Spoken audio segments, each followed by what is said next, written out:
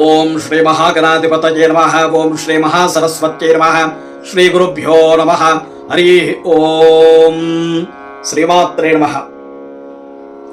కర్మణ్యేవాధికారస్తే మా ఫలేషు కదాచన మా కర్మ ఫలహేతుర్భూః మా తే సత్వోస్త్వకర్మణి. శ్రీకృష్ణ పరమాత్ముడు భగవద్గీత 2వ అధ్యాయంలో చెప్పినటువంటి కర్మ సిద్ధాంతము అలాగే జాతక ప్రభావం గురించి మనకు తెలియజేశారు.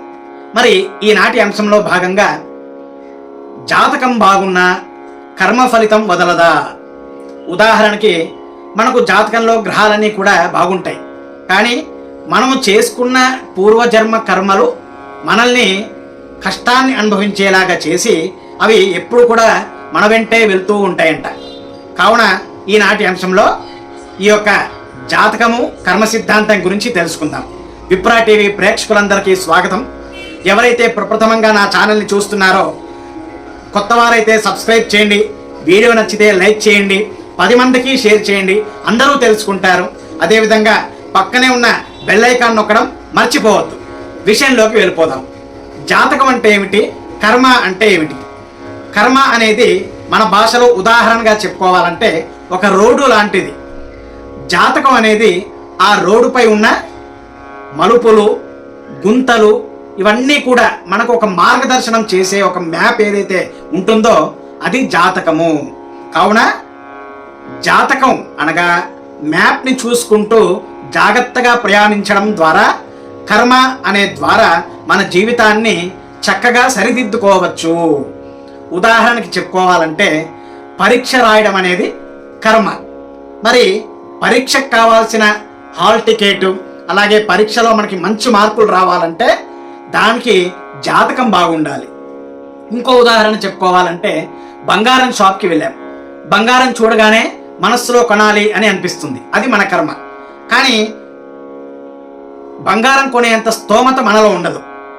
కొనగలుగుతాం, కొనలేము. కొన్నవాడు కొంటాడు, కొనలేనివాడు మనస్సులో కోరికగా ఉంటుంది. మరి ఈ బంగారం కొనాలి అనేది జాతక కర్మ. బంగారం కొనాలి అనే కోరిక ఉండాల్సింది కర్మ. బంగారం కొనే స్తోమత ఉండాలి అంటే జాతకం బాగుండాలి. అదేవిధంగా ఈ రెండింటికి వ్యత్యాసం ఏంటి ప్రధానంగా అంటే జాతకం అనేది ఏమి జరగబోతుందో తెలియజేసేది, కర్మ అనేది ఏం చేయాలి అని చెప్పేదే కర్మ సూత్రం. జాతకం మీ గమ్యాన్ని సూచిస్తే మీ కర్మలే ఆ గమ్యాన్ని చేర్చేలా మార్గాన్ని నిర్దేశిస్తాయి. అర్థమైంది కదా అందరికీ? జాగ్రత్తగా వినండి.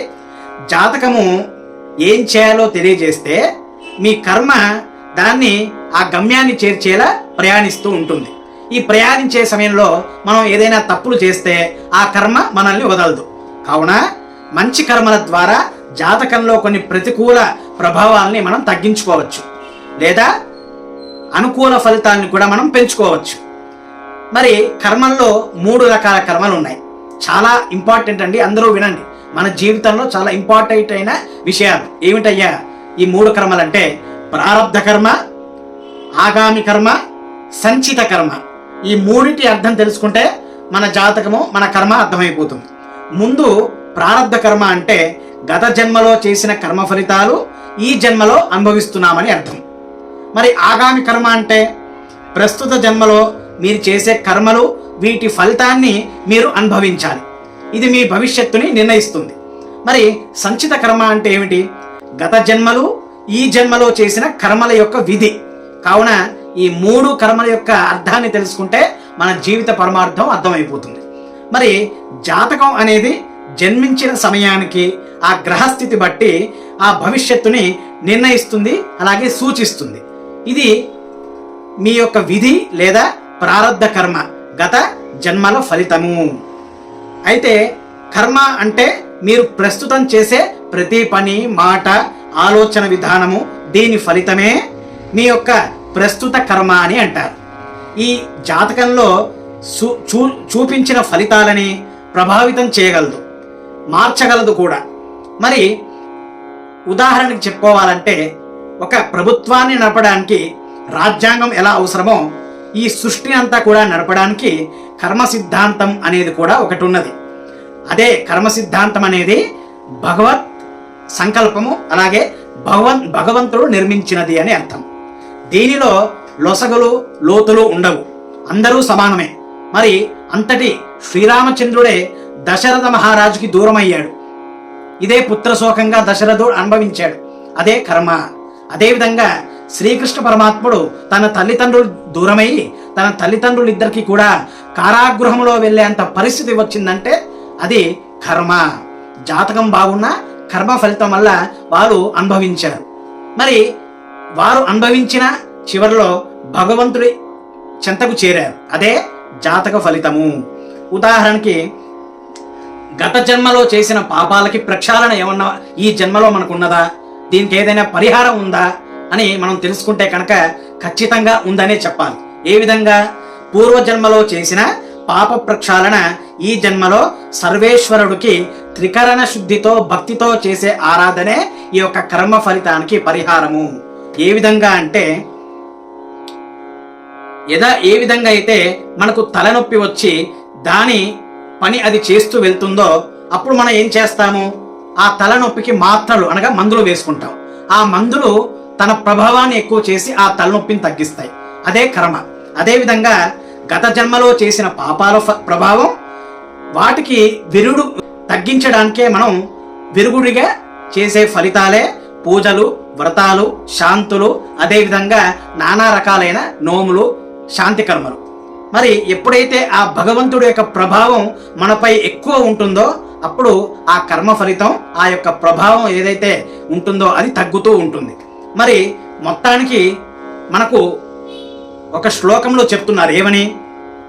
పూర్వజన్మ కృతే పాపం వ్యాధి రూపేణ పీడిత.